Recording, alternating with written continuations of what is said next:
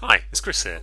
We had some audio problems with this episode of the podcast, so if you hear any strange edits or parts of the podcast that don't seem to line up properly, it's because we had to cut it to make as much sense as we possibly could. So thank you for bearing with us, and on with the podcast.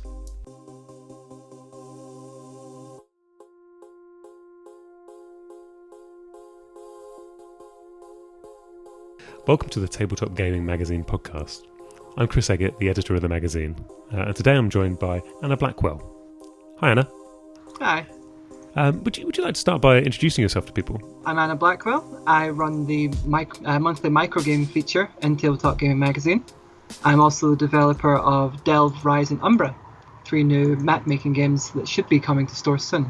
We're sort of going to talk about free games, and probably we're going to talk a bit about microgames today. So I suppose we should start off with what are the microgames that you can find in our lovely magazine? Usually they tend to be role-playing games, simply because it's easiest to fit that onto one page. These are quick little role-playing systems, usually around funny ideas, designed for like one-shots or very short campaigns. Yeah, a recent example we had is the Orcagon Trail. Yeah, based on the Oregon Trail. That one was hilarious. Yeah, it's quite funny. So they usually consist of like a few tables to roll, and some kind, and then sort of some parameters for sort of the game to be carried out on. So they're really, I guess, they're for people who have played an RPG before and fancy something very silly to do. Yeah. On their RPG evening. Another favourite of mine was that that was one where I think everyone had to play one aspect of the body. It was all like parasites that were taking over a human and trying to escape somewhere. Yeah. So yeah, but they couldn't communicate. No. Is that right? Yeah. So they only had to announce what they were going to do. They couldn't like decide between them. Yes. Whether that foot was going forwards, backwards, or whatever. Which is sort of kind of probably the ideal way to do an RPG, isn't it? Have the party not really pulling in the same direction, have a huge amount of chaos. I mean, I love the idea of taking that and putting it into a session of like a full campaign. A spell goes awry, everyone gets pushed into the one body. Yes, that's very good. Yeah, you could do that. See, actually, that's interesting. You could actually borrow bits from this for your own campaigns quite easily. And occasionally you bring us things like I've forgotten the name of it, the squirrel game. Yes, sometimes I make my own little games and push them in. And so, can you remind us of the one I'm going to call the squirrel game? The squirrel game was based on kind of like Yeti in the House. This idea of like a competitive Easter egg hunt for people to play during like kind of parlor game nights. Mm-hmm. Don't need to be familiar with games that much. You can just print it all out, stick it onto some like cereal box card, and then you've got a game straight out of the box. But more generally, what do you think like the role of free games is in the sort of hobby culture? I think for developers, it's a great way to experiment with stranger ideas. Things that don't really have a place commercially, but are at least interesting enough that you want to put that out into the world. Like for the feature last year, I made a game called Islanders, which was a town building game that you played on a beach by stacking rocks. Again, it's sort of parlor gamey, isn't it? In the sense of like you can use it in the world around you quite simply. You do need a beach, and obviously none of us want to go to a beach at the moment. But generally, yeah. So because you see a lot of companies give away the print and plays of their games. Yeah. What do you think the benefit of that is for them? I think it keeps costs down for the publisher. So you can just, you've got this idea for a thing, but you don't want to invest thousands of pounds in it. So you put it out as PDF, people can play it on a computer, and print and play means they can still have that physical artifact. So shall we talk about Delve? Please. Okay, so what is Delve? Delve is a solo map drawing game where you play in a grid. What were your influences? Basically, I've always wanted to play Dwarf Fortress, but I don't have the time or patience to learn how, because it is the most confusing and arcane game I've ever seen. So Yeah. I've always liked hearing the stories of people's holds, hearing about like boat murder and all these amazing stories of like how they've won by like the skin of their teeth or like how their holds fell. And I want to try and bring that to the tabletop. Yeah. So how do we play it? So you play it with a deck of playing cards and design, and a piece of grid paper or just regular paper. And essentially you're going to start with your entrance to your hold and work your way down, revealing cards to find what you've discovered, whether that be like ancient ruins or catacombs or dragons with their various different powers, which are the worst things you can find in the game, and I've had a lot of fun. Yeah, so you sort of turn a card, and your deck of cards is your that's like your random number generator, Yes. isn't it? Yes, so it'll give you like prompts. And so, could you give us a couple of examples of the kind of things you could you might draw and end up drawing? One of my favourites is the quite simple large creature layer. So it tells you that this is a layer for a creature, and it's going to take up 4 grids, and then it leaves it up to you. There's a nice little kind of prompt table at the back which gives you some ideas, so you can just like refer to that if you want some help. But the sort of things we've ended up with is like the simple ones like hydras, krakens, and then the weirder ones like living shadows, a bat made out of bats, which are really fun to draw. Yeah, and I think some people might be slightly worried about having to draw.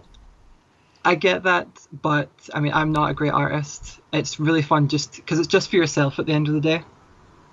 Like, it's really fun just to have just these simple, easy drawings, because it's all in your style, all ends up making something, and then you can look back through it and kind of relive the chronicle.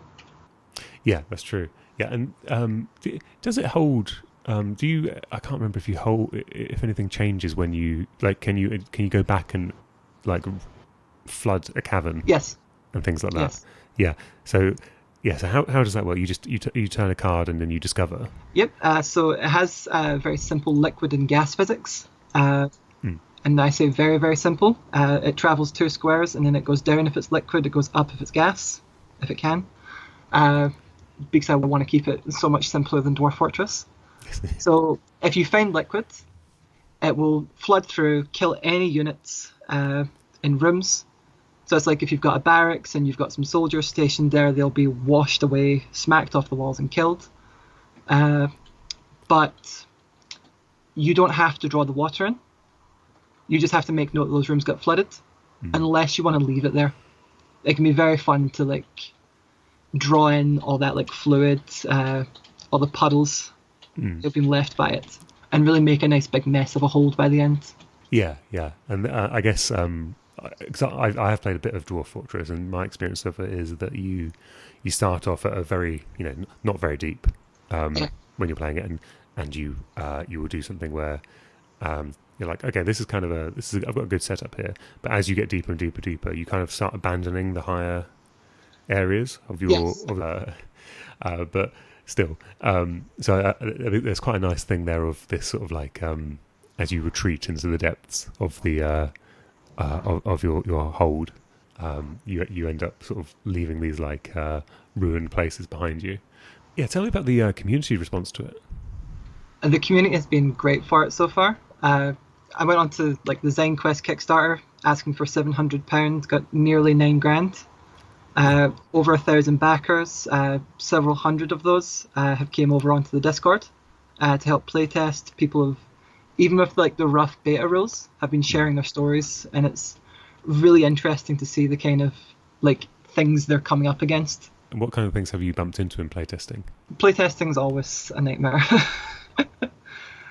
Came up against things like initial cards. The Jokers are like legendary facts or ancient monstrosities, which are the similar to Dwarf Fortress's forgotten beasts, huge monstrous things like the Balrog from Lord of the Rings. And during playtesting, you didn't take those out, so a couple of my holds fell because we opened the ground immediately and just found a big eye, some huge ancient monstrosity just waiting 5 feet under the ground. I mean, I like that. I like that as a story. Yeah, I've left that as an optional rule. Yeah, if you want there to just be a layer of dirt over a monster. Yeah, it's just lying down. Yeah, exactly. You didn't realise you were on a monster until then. Yeah, I like that. I like that a lot. So yeah, how's the development been going then? Obviously, the quarantine has been hellish for everyone. Has slowed me down a little bit, but I'm pushing through. Delve is currently on its layout phase. Just have to get the art put in place, get it laid out. Then I'll be ready to start getting sample versions and should hopefully be getting everything to print next month. Yeah, and is it coming to stores as well? Hopefully. I know there have been a couple of retailers from the Kickstarter, so I know at least the Lucky Sparrow in Glasgow will be stocking it. I'll be putting it up onto itch.io and DriveThruRPG though. Yeah, so people will be able to get it, even if they didn't back the Kickstarter. Yeah, and I'll be doing physical copies through that as well. Yeah, which is pretty exciting. So, what will people get in the sort of physical version of it? So the physical version will be the Zine, which I will not try and wager a guess at how many pages it is because our most recent round of edits did put it up. It's between 40 and 50 pages. Yeah, so it's like a small supplement or OSR game sized game. Yeah. People will be getting that. If they buy the physical copy, they'll get a PDF sent out as well. If they back the Kickstarter, they'll be getting Delve, Rise, and Umbra, which are the two kind of sister games.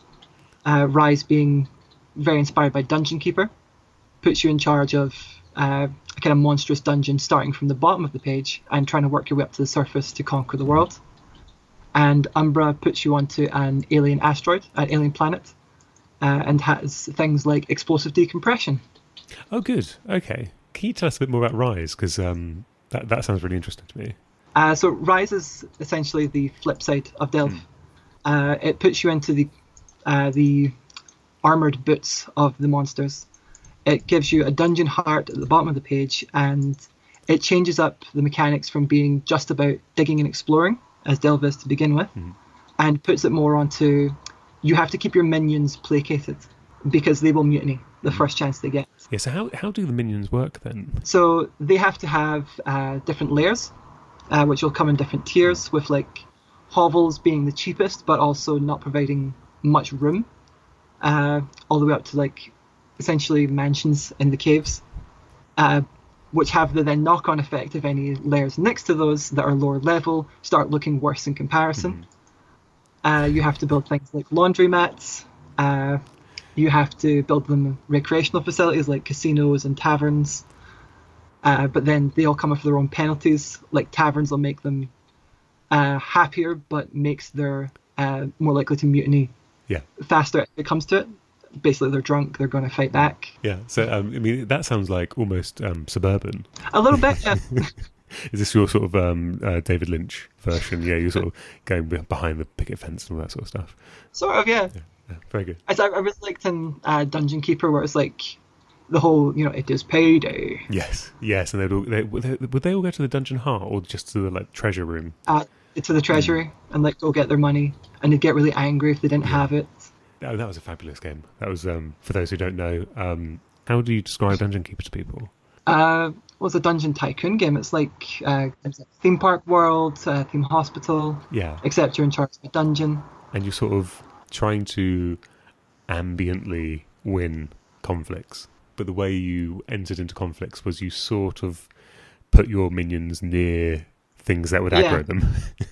Yeah. And another thing about happiness in Rise, there's a sacrificing mechanic. Oh, yeah. So you can sacrifice minions to activate spells, but that obviously makes people sad. Yes, especially the one being sacrificed. Yeah, but their opinions don't matter for long. No, it's true. You don't get me letters after that from them. That's really cool. So shall we talk about what you've been playing recently? Yeah. So what have you been playing recently? Well, I mean, for the recent issue, I've been reading about, playing through and reading Battle Lords. Yeah, which is a huge book. 545 pages. I've been using it as a free weight. And I mean, I posted that to you, and I think that was the heaviest thing I've posted. Like full stop. It was 3 kilos or something of book. It was bizarre how much stuff there is in there. So I mean, what is it? So it's a near future sci-fi game that puts you into the shoes of a sort of, well, battle lord as they call it, space marine, as you go around doing kind of mercenary work essentially, and it's incredibly simulationist. Oh, go on, tell me. So I've I for the same issue, I've been looking into a game called Chevron Sorcery, which is simulationist medieval RPG. So it's got a whole like influence system where if you're a duke and there's a peasant nearby, that peasant will has to react to you in a certain way. Otherwise, obviously you're going to have them beheaded and things like that. See, that's kind of cool. Yeah, it took me a while to get my head around it. I talked to because there's a fifth edition of it now, and I talked to the guys about it. They explained one of the ways they got the parties to work. So obviously, you think if there's a range of statuses, and that's kind of the fun part. How do you bring a party together?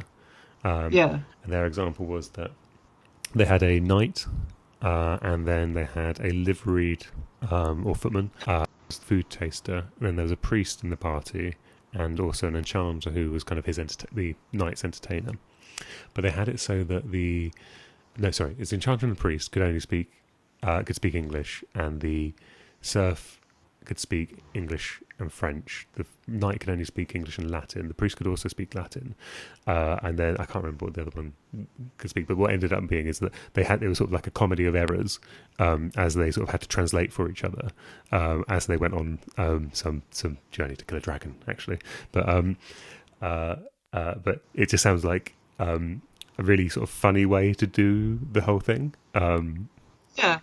And it's endless pages of how to be Jewish in the Middle Ages and things like that, which is like they did loads of research and it's like really good, but it's like that's an interesting like role playing choice, I think, to do that much simulationist religion.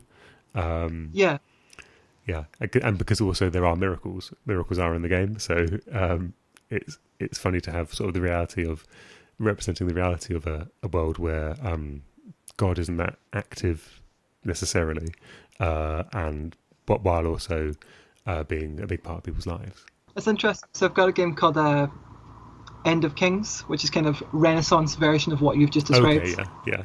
It's interesting. I'm much more in the narrative camp than simulationist, so I've been looking at that and trying to work out how to make it fun. Yes. And that sounds like a good way to run it, because it does like the whole like nobles and serfs and stuff, and I'm like, no one's going to want to roll for that. Yeah. Which is what it makes it do. Yeah, it's the way these guys described it is that you can have that thing of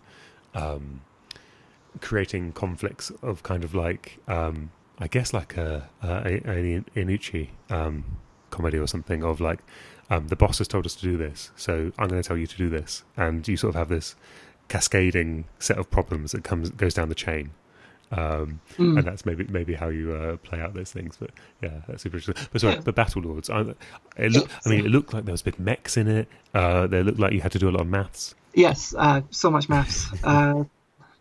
Character creation is 22 steps, and that's everything from body size to how racist you are. Excellent. Sorry, just for those at home, I was just drinking a bit of coffee there, so I've nearly choked and died.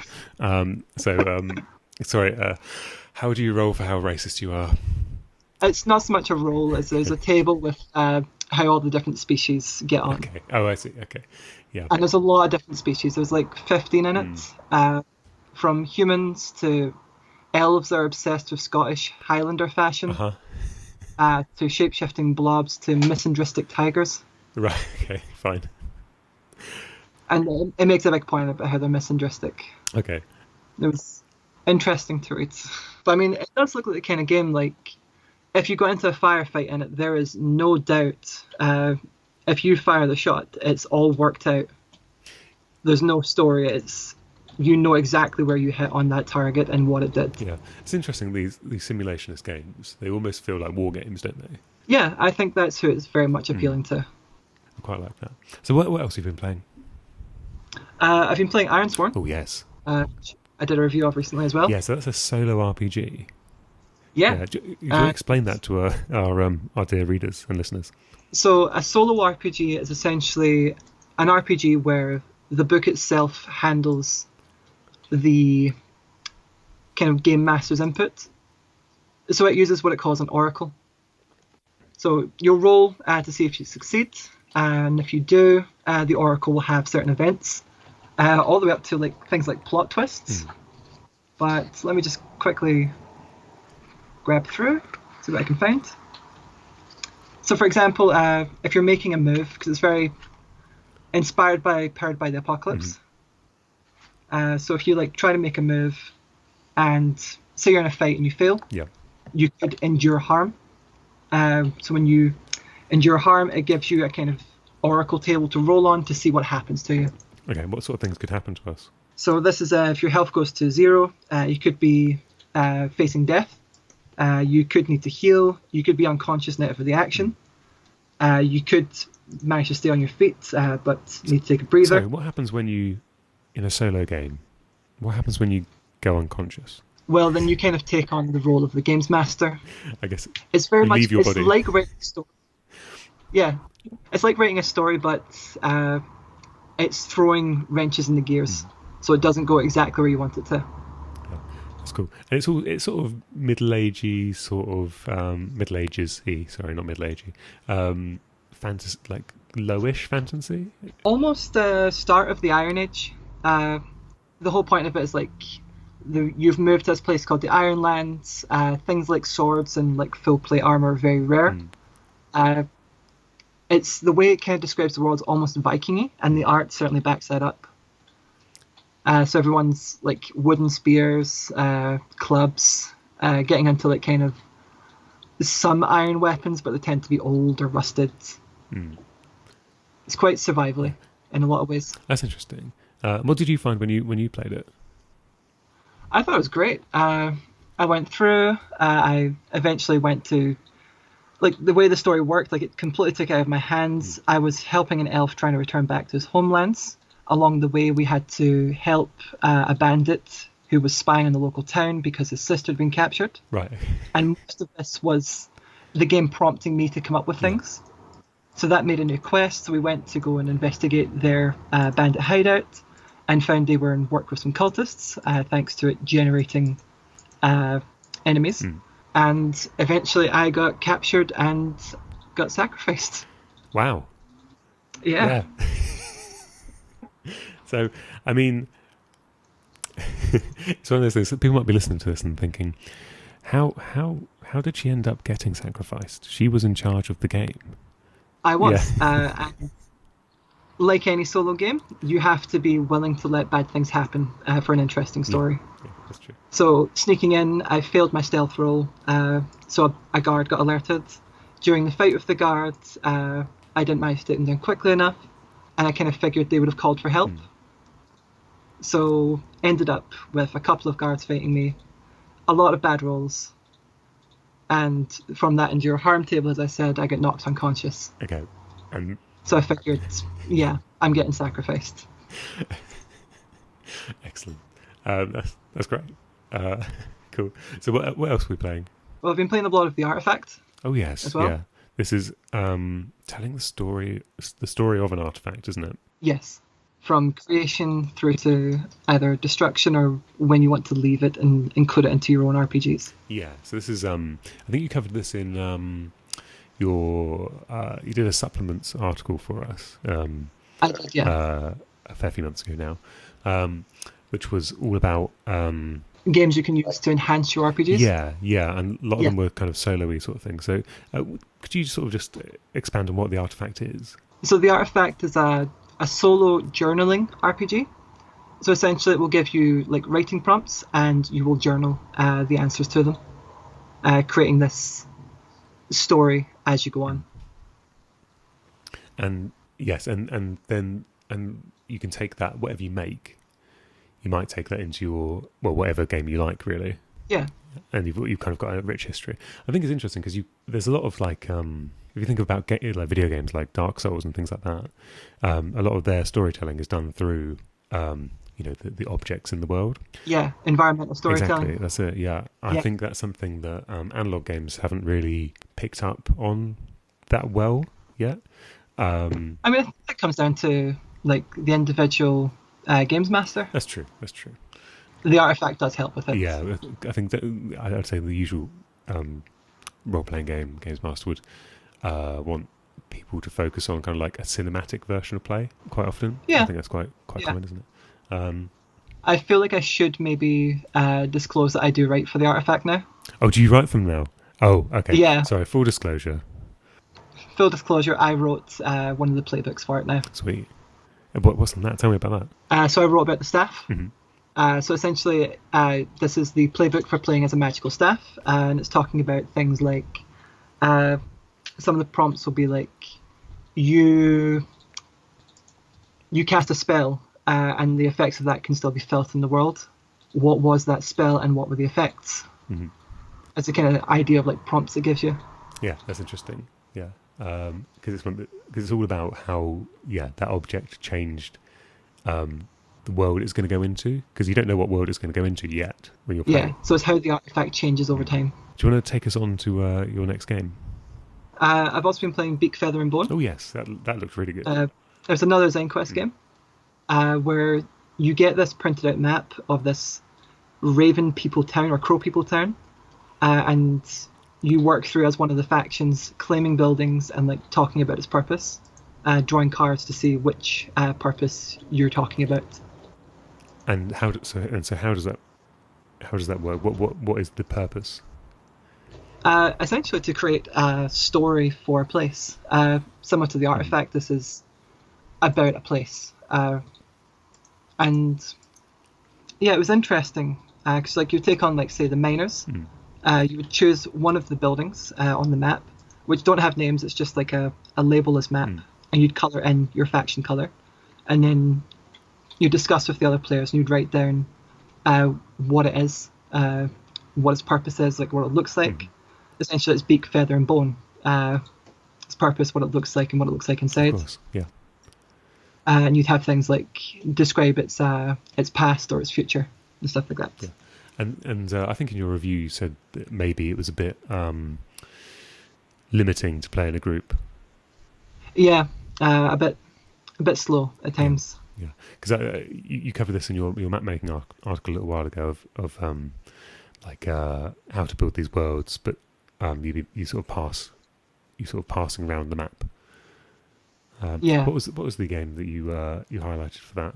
Dawn of Worlds? I think that's it, isn't it? Because you gave an example of your was it ever the fish that don't die or something like that? Oh yes. So Dawn of Worlds, where you take on the role of gods, starting with like the creation of the world, and then moving on to populating it with races and animals, and then moving on to the kind of political sphere after that to like wage war on each other. So like Risk, but you also have to make the map. Yes. That's how we played it. And yeah, one of our players made the very first race, semi-aquatic Nords who breed like rabbits, live to 100-odd years. And yeah, for some reason he didn't see it coming that they would become a food source. After saying they breed like rabbits. Yeah. And then, ironically, the world was destroyed by rabbits who were made of ice and froze the world around them. Wow. I mean, it's not the one you see. It's not the one you see coming, I think. No, definitely not. A dark horse. Yes, a dark horse, indeed. Have you played anything else recently? There's one I'm gearing up to play. Go on then. It's called The Wretched. Oh, what's that? So, you remember in Alien, after Ridley jets the xenomorph out of the airlock, and then she's on her own? Yeah. Essentially, The Wretched puts you into that position in a solo RPG. Okay, cool. Again, you're using a deck of cards, which I really like now, to see what's happening to the ship. So this could be like generator malfunctions, it could be like the creature gets back on, and along the way, you're going to be journaling your story as an audio log. Oh, you're going to record it? Yeah. Oh, that's really cool. You're going to put that out for people to hear? Probably not. Oh, okay. Why not? Oh, that sounds really good. I might do. I'm trying to get my own review site back up and running, so I'll probably review it and stick the audio log on that. Yeah, I think it's a real nice feature of like most of these games is that they give you something at the end. Yeah, something you can like look back on and like an artifact you have. Yeah, and at some point you're probably going to turn around to these artifacts you've created, look at them and say, "That's a really good idea. Who made that?"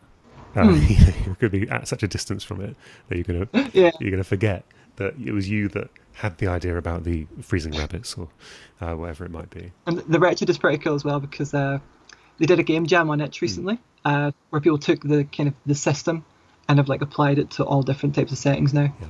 Yeah. And what sort of settings? So I've seen like post-apocalyptic journey, like the roads. Yeah. I'm pretty sure I saw one that was kind of like defense and like a sieged castle. Well, that sounds interesting. Okay. Yeah, that one would be pretty interesting. Yeah. So I'm assuming, because I haven't looked at these other ones, I've only really looked at the main one. That sounds pretty cool, like the idea of like, draw like the Jack of Clubs and suddenly there's dead people being catapulted over the walls like they did back then. Oh. Did they do that? Yeah, that was a siege tactic.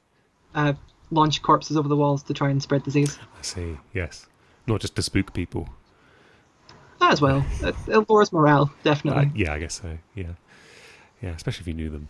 Yeah. Just see grandma. Yeah. That's me. Okay. I'm awaiting your next authored microgame.